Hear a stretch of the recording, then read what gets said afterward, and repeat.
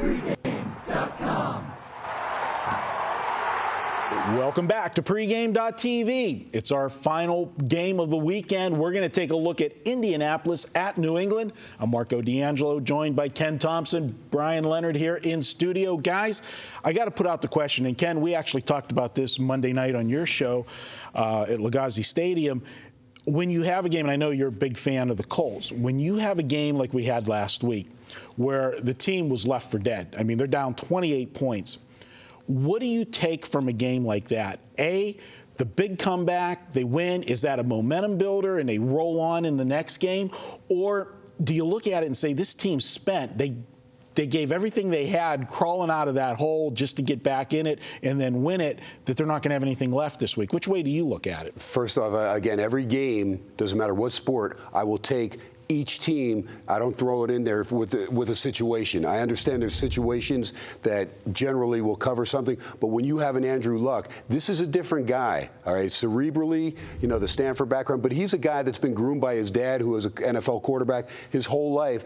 He's somebody that is so even keel at such a young age. I can't even comprehend being that mature at that age. It blows me away because I'm still not that mature. I was going to say, some of the stories you were just telling us off camera.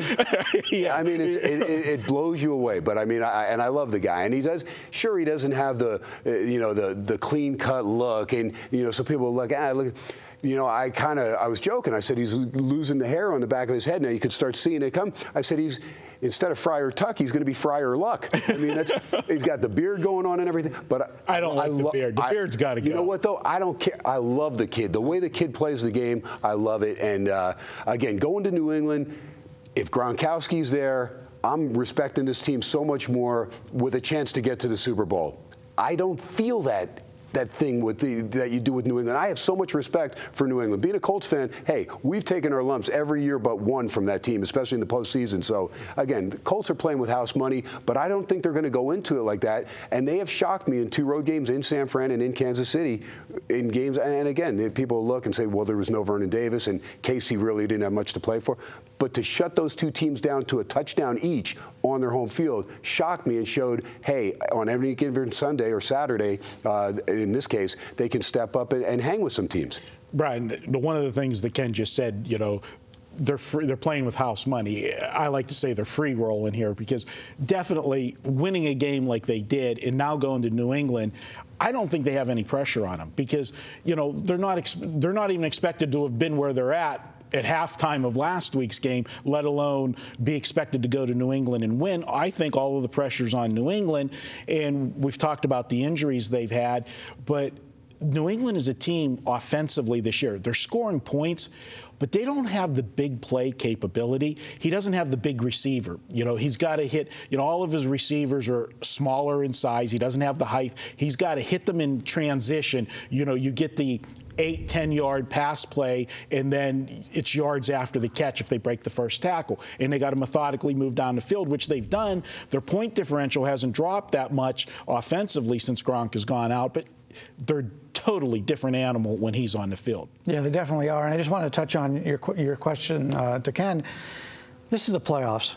So as opposed to the regular season where there could be a letdown spot, to me, you got to throw all that away. I mean, granted, New England comes into the season expecting to be in the Super Bowl. Maybe not for the Colts. So that you got to take a look at that. But regardless of how they ended up last week, they won the game. I mean, now they're going up against a team in New England who is not the same team as they've been in the past. And I like to compare, when I get to this part of the season, how teams did against other quality opponents. I talked about that in the last video. The Colts are 5-2 against teams that made the playoffs. New England's only 2-2. You go over the upper half, you just take the upper half of the NFL. The Patriots are 5-4 against those teams. The Colts are 5-5. New England has won just 5 games all season by 7 points or more. Indy, or by more than 7 points, and Indy's only lost 4 games by 7 points. The line right now is in 7.5 point range. I'm kind of surprised that the line is this high. I really do. And money's come in. It was 7.5. We're seeing a lot of 7s now on Indy. But when I take a look at the stats of these 2 teams, take away the names on the jerseys. Is one team's stats really 7 points better? And I understand they've got that week off, time to rest a little bit. But the Colts are a pretty young team. You got a young quarterback. Most of their skill position players are younger players. I don't know if it's such a disadvantage to have this extra week off for them. And they may be young enough that they don't realize that this is a tough spot for them. And grabbing Deion Branch, who knows if that's psychologically just going to have New England thinking, hey, this guy knows our playbook pretty well. What's he going to be tipping off? What are we going to be changing? Also, keep an eye on Derek Rogers. He's the one guy, speed-wise and size-wise, that does complement T.Y. Hilton's speed on the other side of the ball. He could be an X factor. All right, well, you know what? This is my free pick. Let's make it official. All right, guys. Bryan tipped on it when he said, look at the stats of these two teams. Take away the names. And that is the whole point of this game. New England is over a touchdown favorite. It came out at 7.5, and as Bryan said, it's gone to 7. The only reason is because New England Patriots, Tom Brady, and Bill Belichick. And granted, that is a big combo, those two, but they don't have the rest of the pieces this year. My concern with this team is look at the New England defense. The New England defense, down the stretch, the second half of the season, they gave up 31 points to Pittsburgh, 24 points to Carolina, 31 to Denver, 31 to Houston that couldn't get out of their own way this year, and they gave up 26 to Cleveland. That was a miracle come-from-behind win against the Browns, 24 to Miami. The only defensive effort they had was against Baltimore 7. They held them to 7, and we saw how Baltimore struggled in many games this season. And then, of course, the season ender, they gave up 20 points in the rain to Buffalo. I'm not sold on this defense. I don't think they can get separation from Indianapolis. And as I said, playing with house money, free rolling, whichever term you want to do, this team is loose goose. They don't have any expectations. They can go out there and just play and get the job done. And I think they're not going to be intimidated. A lot of people are going to look and say they were lucky to beat Kansas City after being down as much as they were. You can look at it that way. You can also look, is the glass half empty or is it half full? I think it took a lot for this team to dig themselves out of that hole and be able to mount the comeback that they did. And I think it's a confidence builder going into New England this week. I'm going to take Indianapolis plus the points. I think this is going to go right down to the wire. It's going to come down to a field goal. Maybe Adam Vinatieri back in New England kicks a game winner. Let's take Indy plus the points on Saturday. All right, that wraps it up for this week's. Wait. You just can't. Adam Vinatieri beating the Patriots. I love that, man.